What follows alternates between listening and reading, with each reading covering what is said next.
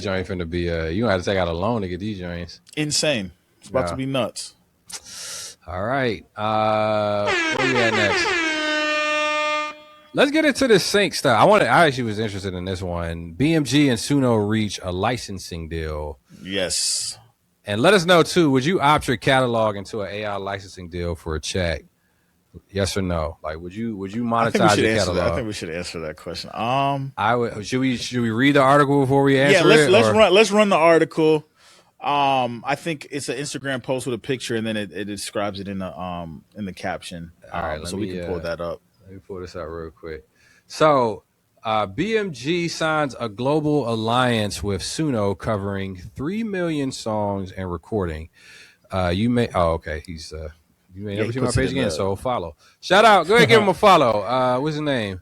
Chris, the AI musicpreneur. Shout out, Chris, the AI musicpreneur. So his caption says, Suno signed a BMG, Suno signed BMG this morning. It's so crazy how like aren't they still like undergoing like lawsuits right now? I know they still moving like they still moving like nothing. Nah, dog, that's different money, bro. That's different. The deal is a global alliance covering BMG's recorded music and publishing catalogs. It settles Suno's past use of BMG's repertoire. Oh, really? And licenses it going forward, tied to Suno's first music model, built in partnership with the industry. Oh, wait. Tied to Suno's first music model built. Okay. The scale, BMG controls over 3 million copyrights and recordings, and they used to have an interactive side that owned GTA, but that was last episode.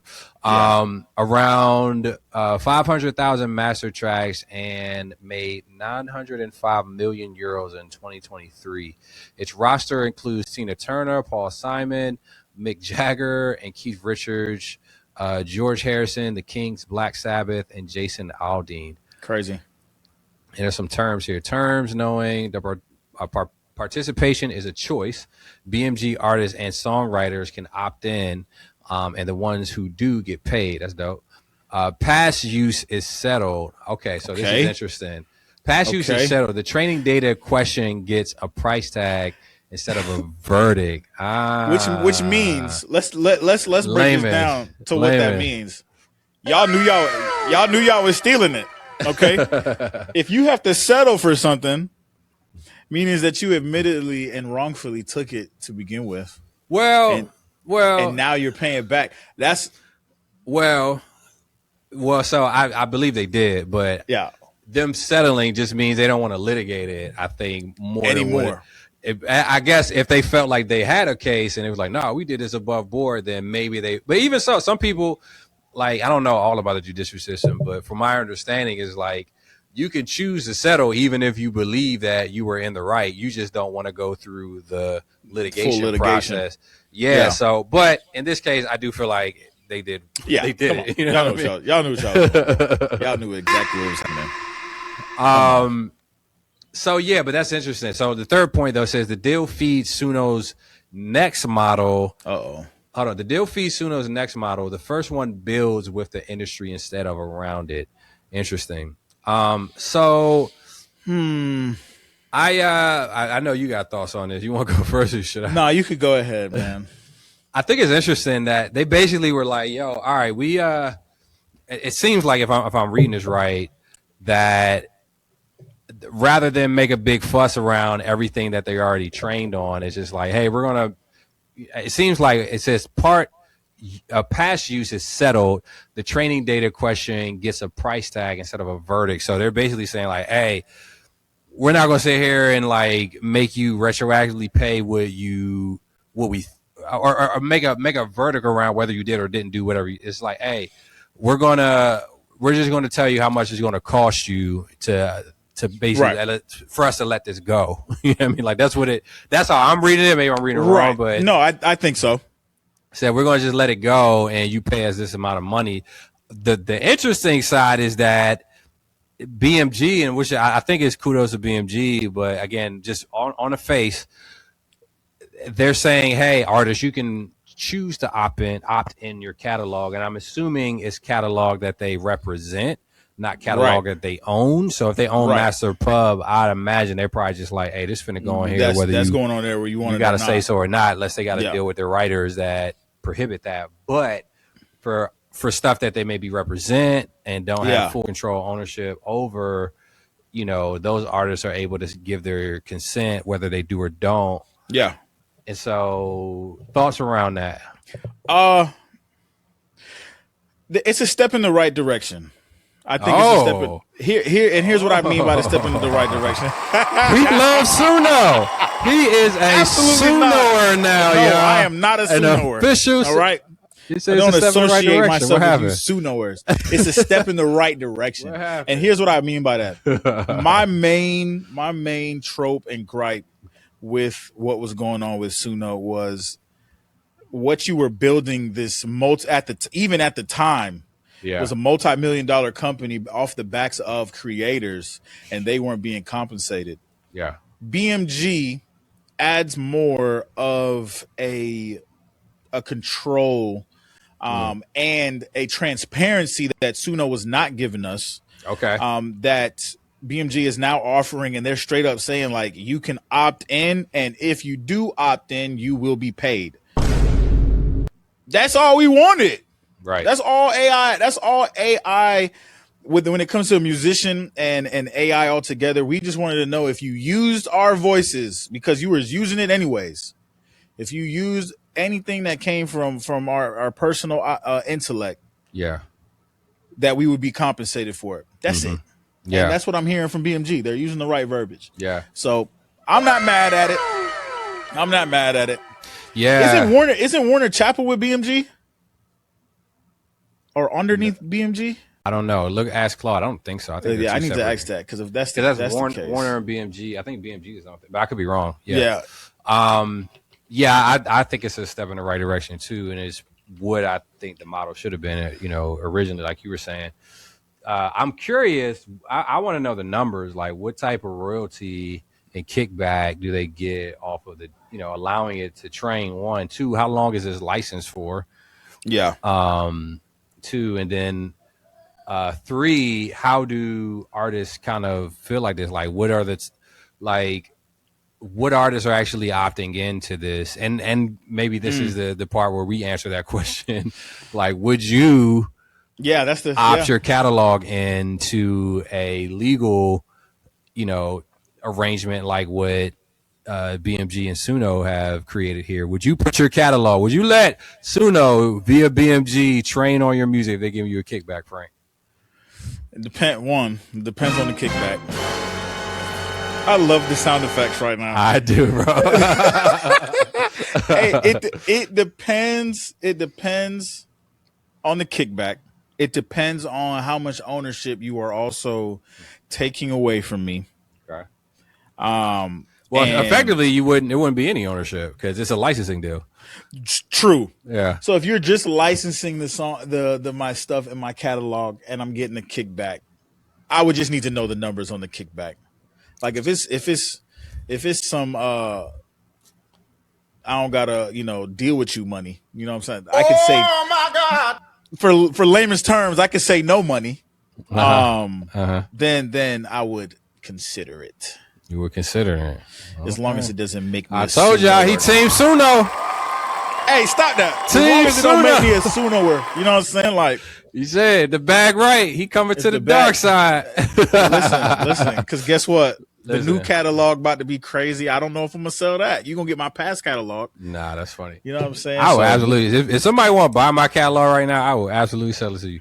Again, facts. The bag is right. But if for me, would I put I probably would. Like if I'm getting a kickback off and I can see, like kind of like what they do on the PROs. You know what I mean? It's like I go look at my ASCAP statement. I can see all the places that my song got used, even if it's kicking me off a couple dollars here and there.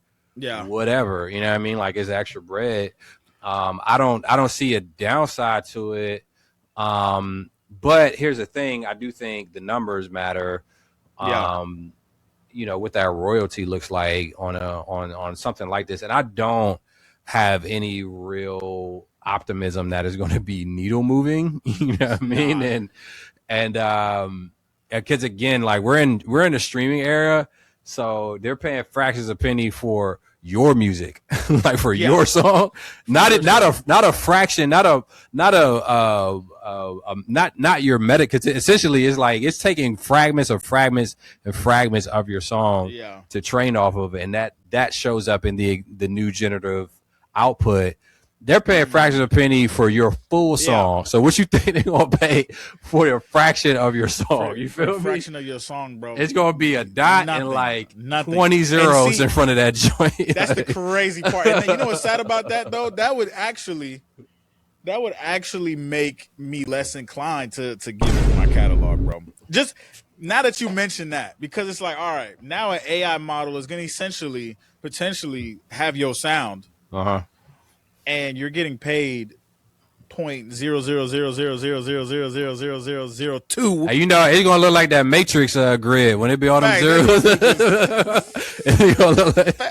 That's gonna be your royalty, bro. Absolutely not. But then they're making millions off of the subscription model on their platform. I'm not dumb. It's you know what I'm saying? The only reason I would be hesitant to do it, because all of those opt-ins just create new precedents for just what, because that's what it is. Like streaming was unprecedented. You know, prior to it coming out. You know what I mean? Like the model was iTunes. You know, you go in there, you want a song, you gonna pay $1 for it. He's like, all right, cool, that sounds right. You know what I mean? Pay $1. Which even some people might have it like a problem with that, because I think Nipsey Hussle, whoever it was, they were selling CDs for $100 a pop. You know what I mean? So that's different math. You know what I mean? Yeah. But streaming was unprecedented until everybody opted into it, aka all the labels opted into it. And so now the race that we have, is what it is, because that's just what everybody said yes to. So if everybody says yes to a reality where your music is trained on AI and you're getting 0.0000001 cent per usage, then you have to weigh out, is that good, is that bad, is that further devalue music, or is that fair? You know what I mean? Based on the amount of usage, that is another side of it. Is like, well, I'm only using this much of your actual song copyright, like, should you get a whole cent for that? You know what I mean? I don't know. You know what I mean? No, I don't know. I think what they need to do is you need to pay that artist a substantial amount up front, and then give them the royalty if they do that. Oh, so almost like an upfront, almost like not an advance, but like just a fee. You know what I mean? Like an upfront fee, and then a back end to use it, because Because if you're talking about somebody's catalog that's generating millions of streams, and it's worth, that's an interesting argument. Not to cut you, because when you think of like traditional sampling, because that's all this is, like AI. You know what I mean? It's just all sampling. You know what I mean? It's just done with a lot of tech. Historically, sampling has been, has always, or I guess in most cases, favored the person that's being sampled, not the person who's sampling, because the person who's being sampled has all the leverage. Because it's like, hey, if you want to use my, image and likeness, my IP, then you have to pay what I want you to pay, or else you can't use it. You know what I mean? And sampling is not cheap. You know what I mean?